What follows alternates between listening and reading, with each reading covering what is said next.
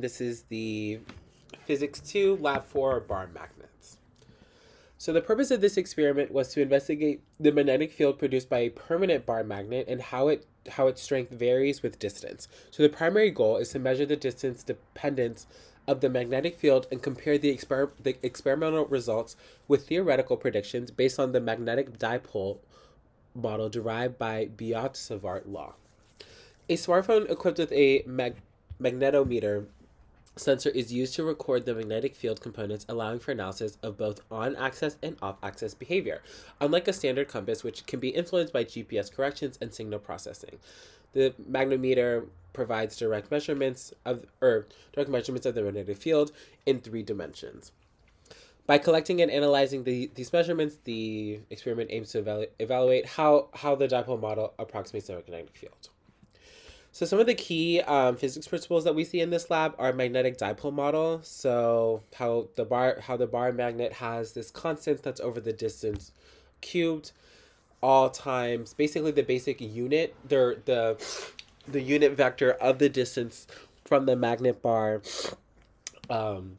subtracted and then cross product using derived from the Biot-Savart law. Yeah.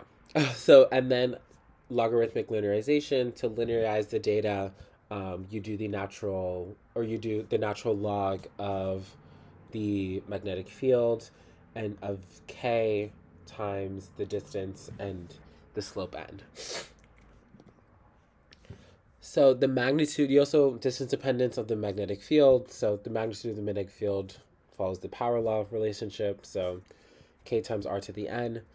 And then superposition of k times r to the n, so the distance by n, since in this field, so in this case, since the field is decreasing, it's around -3 for a dipole.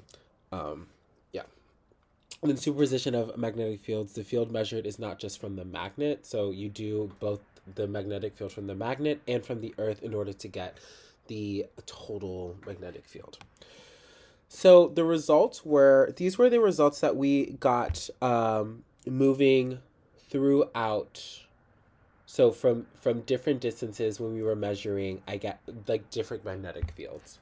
So we started with R20, R70, R120, R170, and R220, or from a distance of 220.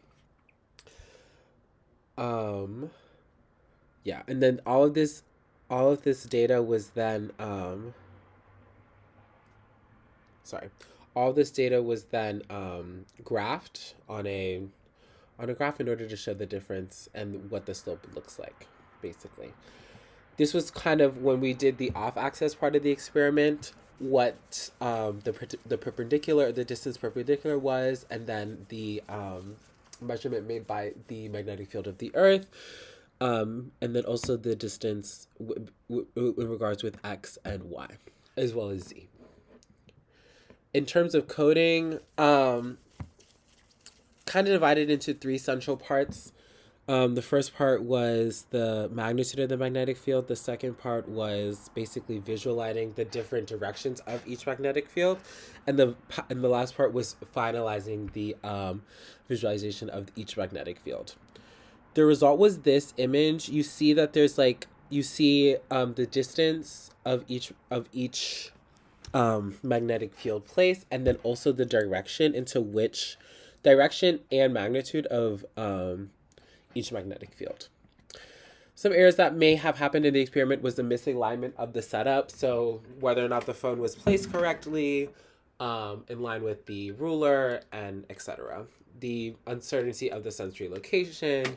So the magnetometer might have not been in the center of the phone because we just used an arbitrary app. So it might not have been exactly as correct. Again, kind of going into that, how the phone is calibrated and its sensors, and then also the metallic strip within the phone to kind of get into that magnetometer. That's a really big part of it. And then data collection, whether or not we read the results right and how we did it, and basically. So what if we did not orient the experiment to compensate for the magnetic north? The Earth's magnet would no longer be orthogonal to the part of the magnetic field that we were trying to make. Instead, the phone would detect a mixed signal, part of the magnetic field. Um,